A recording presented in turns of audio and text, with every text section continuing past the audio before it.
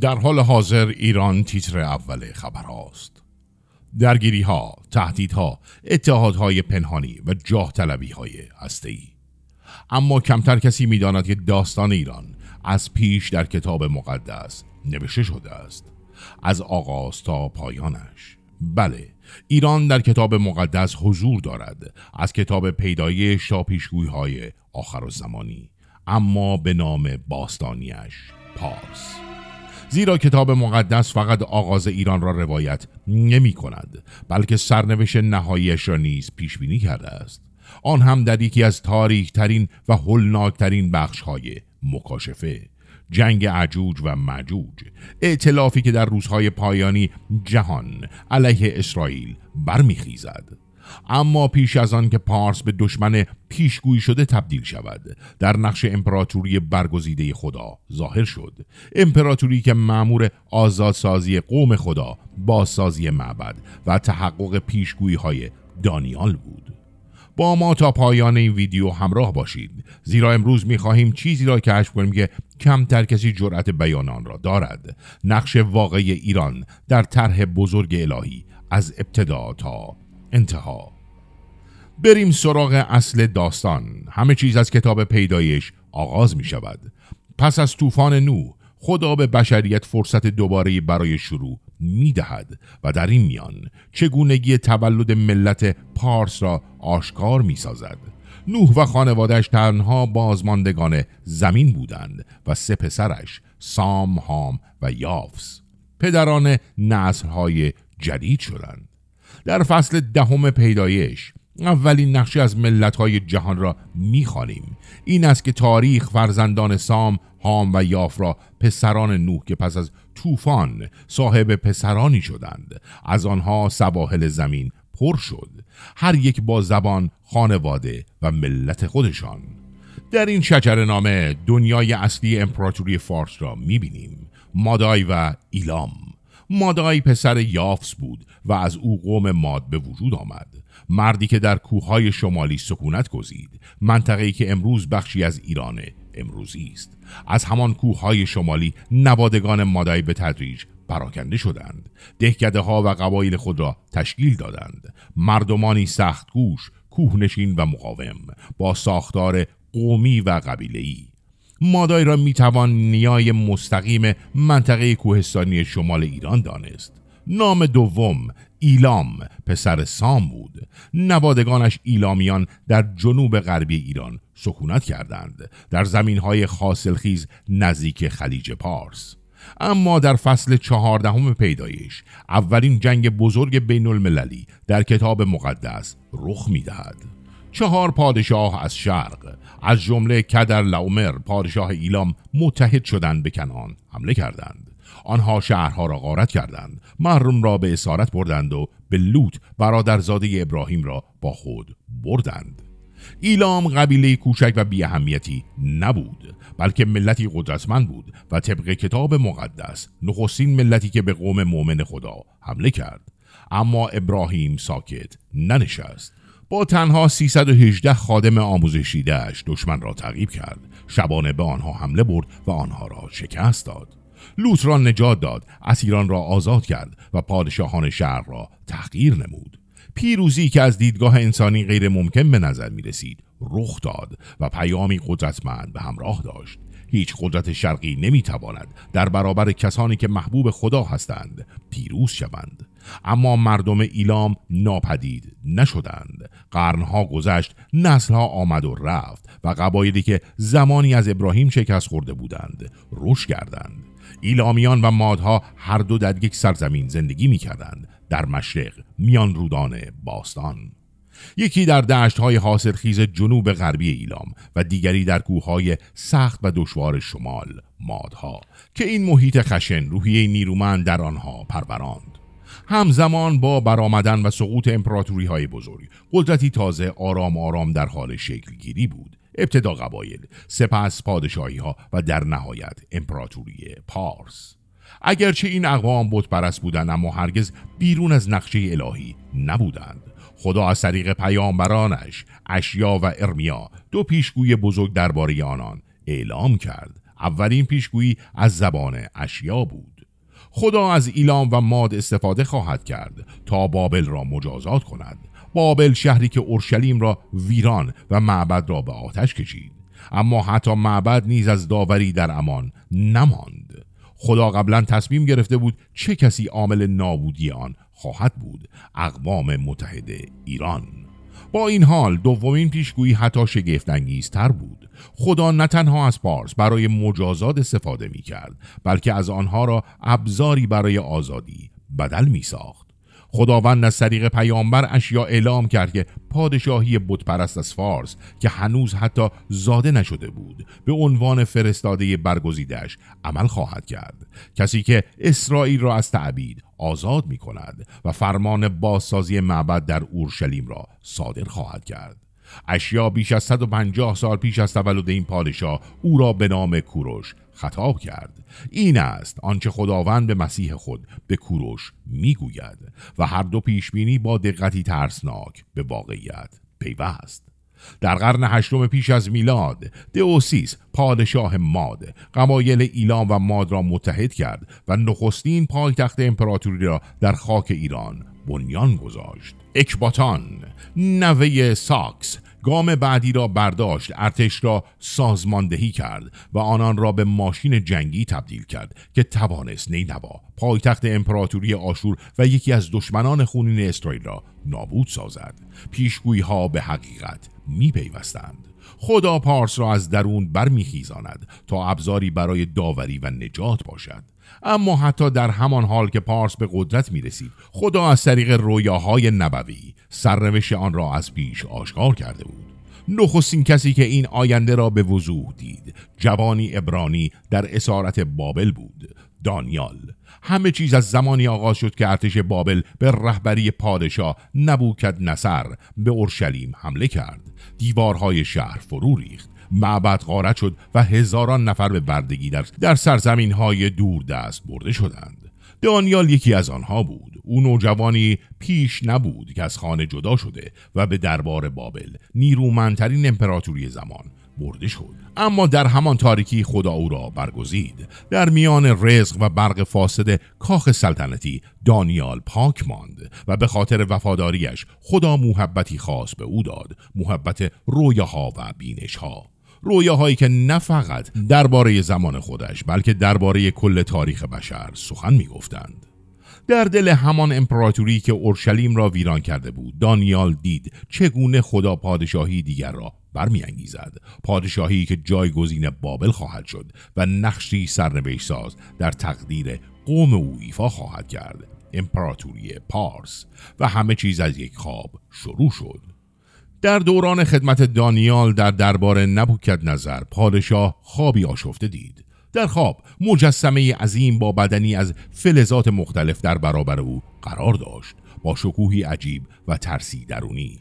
پادشاه وحشت زده شد و خواست که کسی نه تنها خواب را تعبیر کند بلکه خود خواب را بدون شنیدن آن بازگو کند. هیچ یک از دانایان بابل از عهده‌اش بر نیامد، اما پیامبر خدا آماده بود. دانیال را نزد پادشاه آوردند و او با اقتدار آسمانی در برابر نیرومندترین پادشاه زمین ایستاد و آنچه را هیچ بابلی نمیتوانست بگوید آشکار ساخت. او خواب را به درستی توصیف کرد و پیامی را اعلام کرد که مسیر تاریخ جهان را برای همیشه تغییر داد. تو ای پادشاه سرطلایی هستی، اما پس از تو پادشاه دیگری خواهد آمد، کمتر از تو که با سینه و بازوان نقره‌ای تصور شده. این فلز نقره فقط نمایانگر یک ملت نیست بلکه دو بازوست، دو قدرت بزرگ که در یک پیکر متحدند، مادها و پارسا. متحد اما برابر نیستند، زیرا بازوی پارسی قوی تر خواهد شد و کنترل را به دست خواهد گرفت. پیشگویی روشن بود، بابل سقوط خواهد کرد و تاج و تخت به امپراتوری تازه خواهد رسید، امپراتوری که خود خدا آن را برگزیده است. دانیال نوجوان دور از میهن دید که رویاهای خدا در حال تحقق بودند و خیلی زود رویاهایش به واقعیت تبدیل شد، زیرا پادشاهی که خدا مدتها پیش از طریق اشیا وعده‌اش را داده بود از کوهستانهای فارس برخاست. کوروش پادشاه جوان پارسی ماد را فتح کرد و پادشاهی را متحد ساخت و امپراتوری ماد و پارس را بنا نهاد و به تدریج کوروش پادشاه جوان پارس به قدرتمندترین فرمانروای زمان خود تبدیل شد و سرانجام نگاهش را به سوی بابل دوخت. روزی که در پیشگویی ها وعده داده شده بود فرا رسید، اما آنچه رخ داد نبردی عادی نبود. شبی بلشسر نوه نبوکدنضر جشنی مجلل با 1000 تن از اشراف برپا کرد. در میانه بادگساری و بیپروایی گناهی نابخشودنی مرتکب شد. او فرمان داد ظروف مقدسی را که پدر بزرگش از معبد اورشلیم غارت کرده بود بیاورند و با آنها به افتخار خدایان دروغین نوشیدند. ناگهان دستی نامری ظاهر شد و روی دیوار قصر 4 کلمه نوشت: من تکیل و پارسین. پادشاه رنگش برید، هیچکس معنای این کلمات را نمیفهمید تا آنکه دانیال را فرا خواندند و او پیام ترسناک این نوشته را آشکار کرد: خداوند روزهای سلطنت تو را شمرد و پایان داده است. پادشاهی تو تقسیم شده و به مادها و پارسا سپرده شده است. در همان لحظه پیشگویی آغاز تحقق کرد. سپاهیان کوروش بزرگ پادشاه پارس مسیر رودخانه فرات را منحرف کرده بودند و بی صدا از بستر خشک شده رود وارد شهر شدند. دروازه های بابل باز بود، خود خدا آنها را گشوده بود. در همان شب بلشسر کشته شد و پیشگویی تحقق یافت. بابل به دست پارس افتاد. یهودیانی که 70 سال تمام در کنار رود بابل گریسته بودند اکنون شاهد تحقق رویایی ناممکن بودند. پادشاهی بتپرست و بیگانه فرمان بازگشت آنها به اورشلیم را صادر کرد. اما کوروش تنها به بازگشت اکتفا نکرد. او هزینه بازسازی معبد را پرداخت و رهبران یهود را به پشتیبانی سلطنتی بازگرداند. زربابل از نسل پادشاهی داوود و یعوشا کاهن اعظم این دو نخستین سنگ‌های بازسازی خانه خدا را نهادند، مکانی که نام خدا در آن ساکن بود و بدین ترتیب فارس تنها ملتی شد که اسرائیل را نابود نکرد بلکه آنها را بازسازی کرد. اما خدا به دانیال رویایی دیگر داد، رویایی حتی ترسناکتر درباره پارس. در این رویا از دل آبهای پرتلاطم 4 هیولا پدید آمدند. دومین هیولا مانند خرسی عظیم و جثه بود که به یک طرف متمایل شده بود و 3 دنده در میان دندانهایش داشت و صدایی از آسمان فریاد زد: برخیز، گوشت بسیار بخور.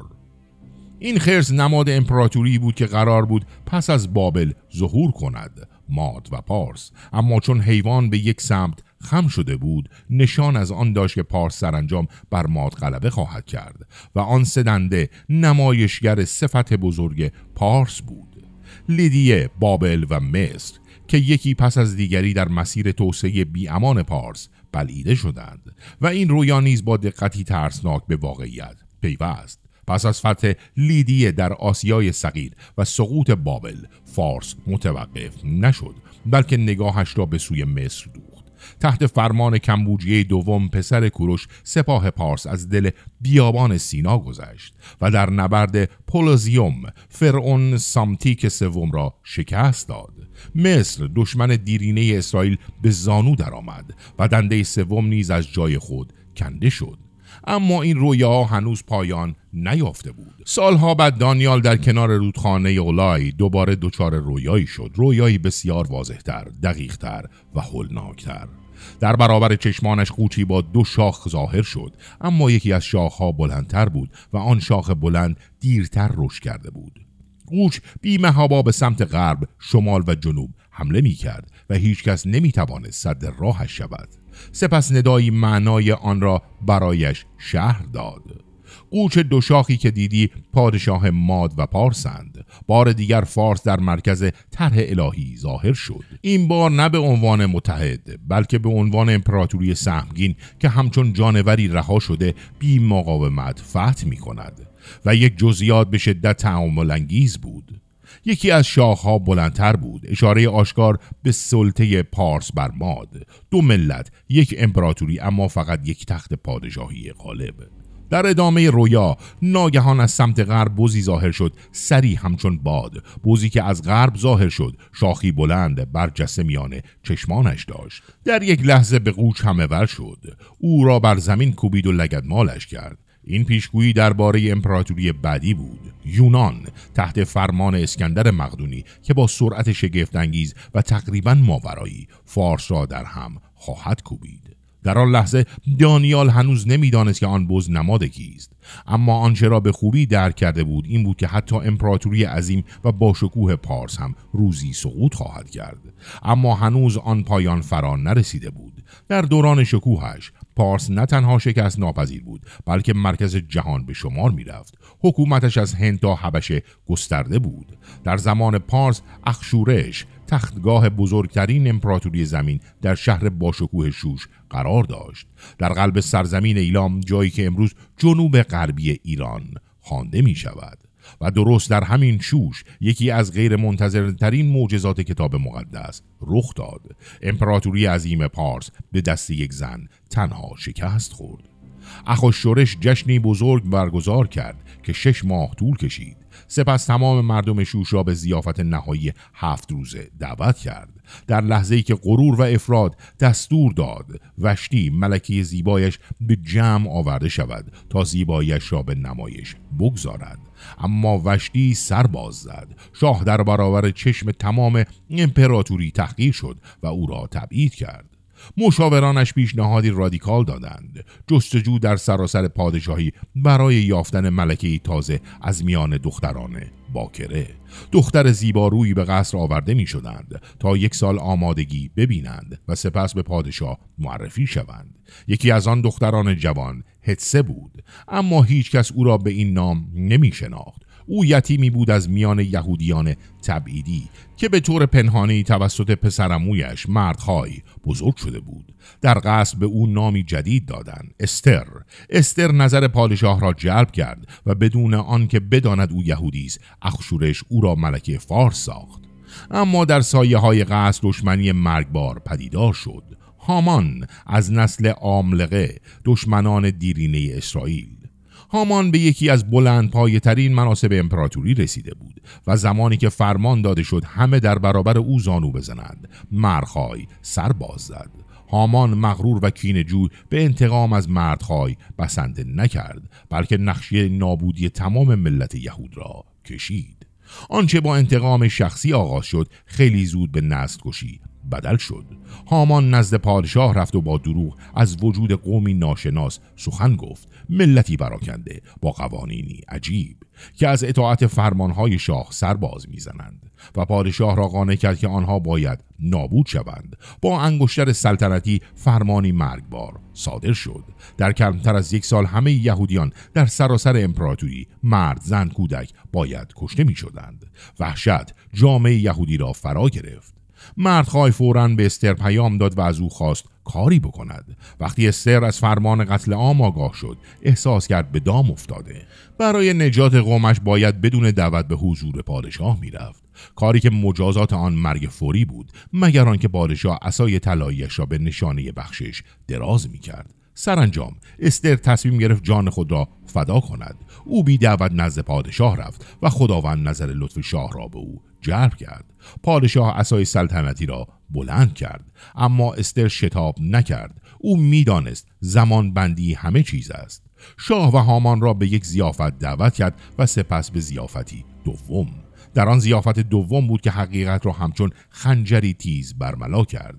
اگر ما فقط به بردگی فروخته می شدیم سکوت می کردیم، اما فرمانی صادر شده که من و قومم باید نابود شویم. پادشاه از جا برخاست با خشم و حیرت. چه کسی جرأت کرده چنین کاری بکند؟ استر پاسخ داد: دشمن ما همین مرد شرور است، هامان. چهره پادشاه از خشم شعله‌ور شد.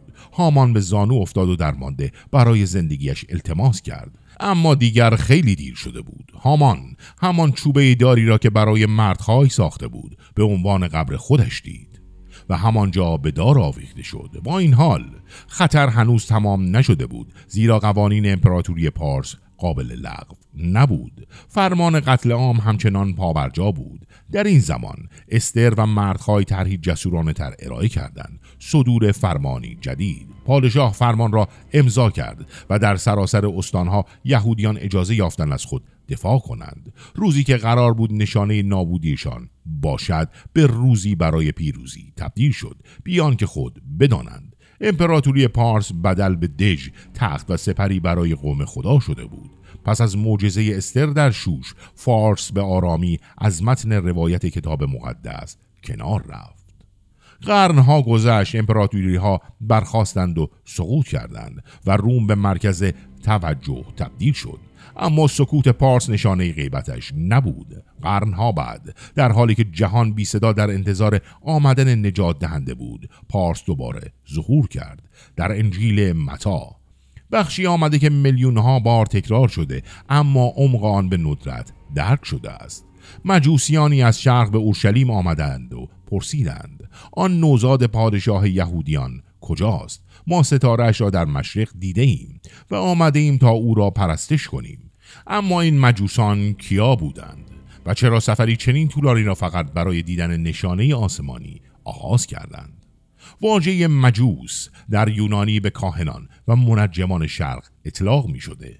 اگرچه ملت آنان در کتاب مقدس صراحتاً ذکر نشده، اما شواهد فراوانی وجود دارد که نشان می‌دهد آنها از سرزمین‌های امپراتوری ماد و پارس می‌آمدند، یعنی آنچه امروز ایران نامیده می‌شد.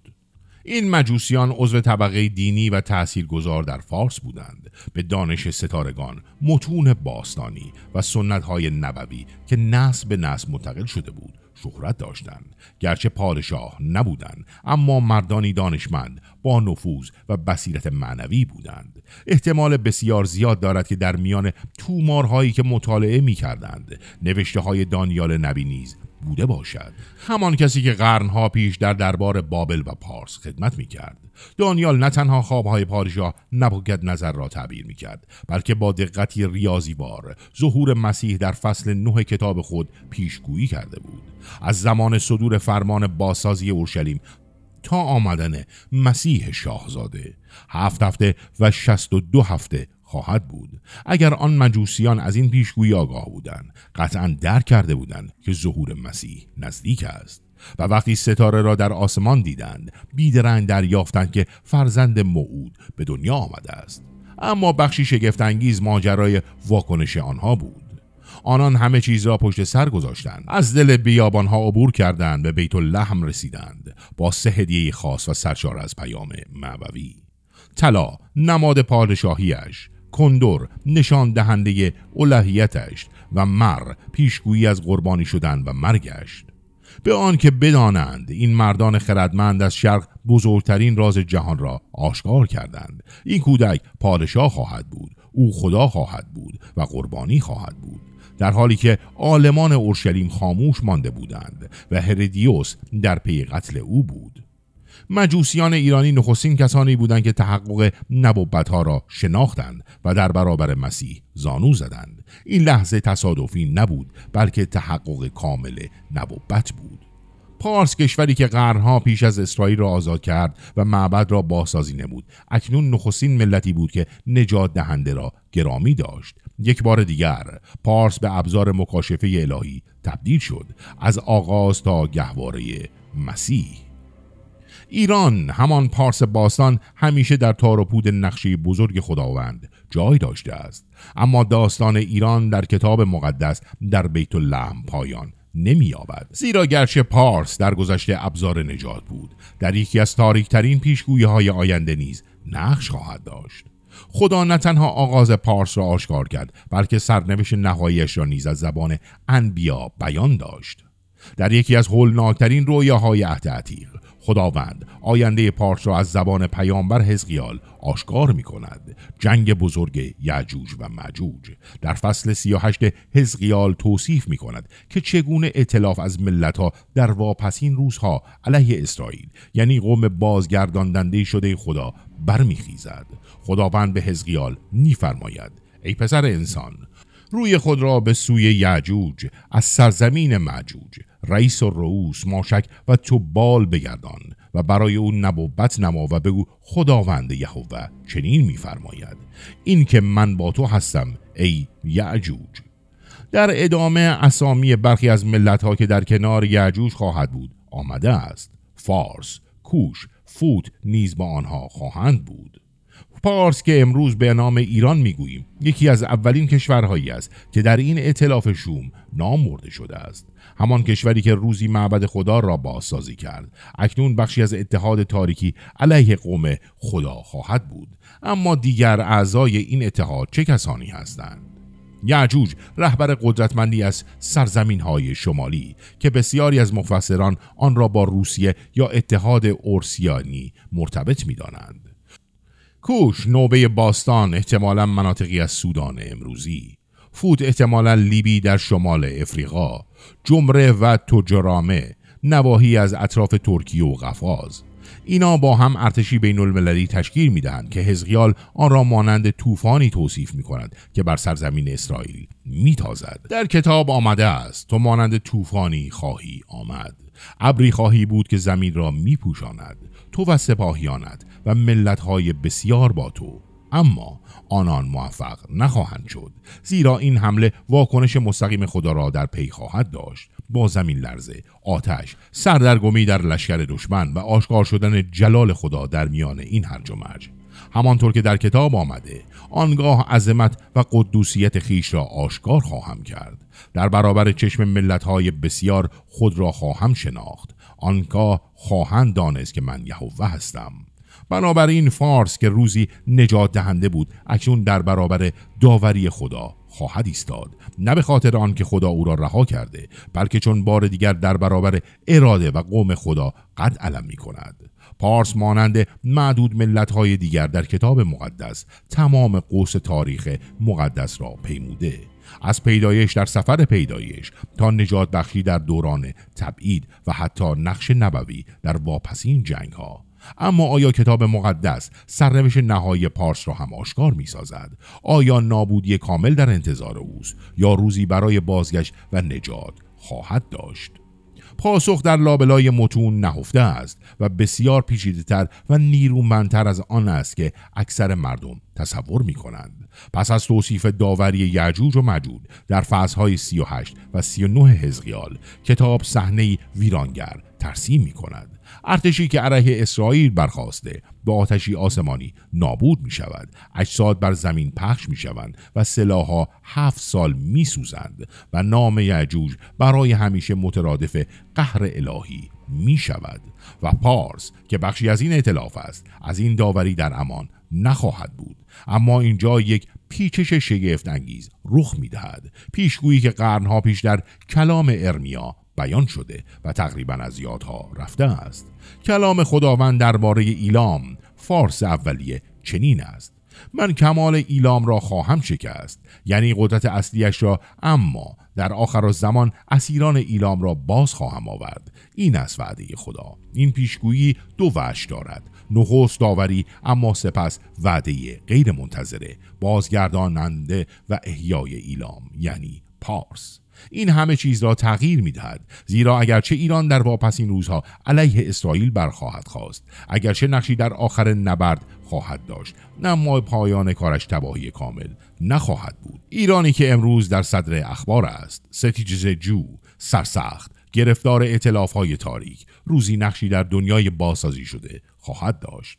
تاریخ کتاب مقدس پارس آینه‌ای از داستان بشریت است، نجات یافته، سقوط کرده، داوری شده و سرانجام به لطف رحمت الهی بازگردانده شد. و چنین خواهد شد که هر یک از ملت‌هایی که علیه اورشلیم برخاسته بودند باقی بمانند. از نخستین صفحات کتاب پیدایش تا رویاهای آخرالزمانی مکاشفه، پارس همیشه در داستان حضور داشت. آنگاه که انسان از پس طوفان نوح دوباره برخاست، خدا نام ایلام و مادای را بر زبان آورد و در سکوت بعضهای امپراتوری که هنوز متولد نشده بود را کاشت. وقتی ابراهیم برخاست تا لوط را نجات دهد، ایلام دیگر به تهدیدی تبدیل شده بود و زمانی که بابل سقوط کرد، این پارس بود که ابزار رهایی شد. وقتی معبد بازسازی شد، پادشاه پارسی منابع آن را تأمین کرد و وقتی مسیح متولد شد، مردان خردمند از مشرق، از سرزمین پارس، نخستین کسانی بودند که او را شناختند. اما اکنون با نزدیک شدن به روزهای پایانی جهان و با برخاستن ملت‌ها مانند سایه‌های تاریک بر ضد اسرائیل، پارس بار دیگر در مرکز ماجرا قرار می‌گیرد، اما این بار در سوی تاریک پیشگویی‌ها.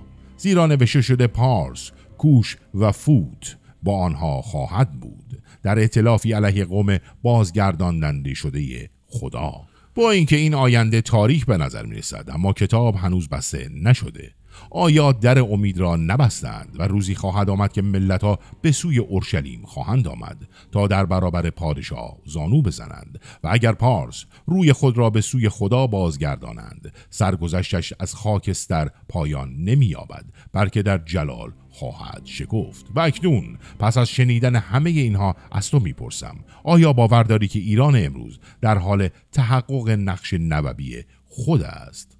ما در روزگاری زندگی می‌کنیم که پیشگویی‌ها در سکوت و آرامی در حال تحققند و آنچه زمانی باستانی به نظر می‌رسید امروز زنده تر از همیشه است. تو در این روایت کجا ایستاده ای؟ نظرت رو تو بخش کامنت ها برامون بنویس و اگر دوست داری ما بیشتر بررسی کنیم که چگونه وقایع روز با پیشگویی‌های کتاب مقدس در هم تنیده شدند، این ویدیو رو لایک کن و به اشتراک بذار. این کار به ما نشان می‌دهد که باید به کشف بیشتر از این پیشگویی‌ها ادامه بدهیم. پیشگویی‌هایی که همین حالا جلوی چشمان ما در حال آشکار شدن هستند و اگر آماده‌ای عمیق‌تر وارد ماجرا بشی، همین حالا روی ویدیویی که روی صفحت می‌بینی کلیک کن. خیلی ممنون که تا آخر این ویدیو همراه ما بودید. اگر این ویدیو رو دوست داشتین با دوستان خودتون به اشتراک بگذارید. اگر عضو کانال اسرار شیطان نیستید حتما کانال رو سابسکرایب بکنید، زنگوله رو فعال بکنید تا از اولین ویدیوهای ما مطلع بشین. تا ویدیو دیگر، بدرود.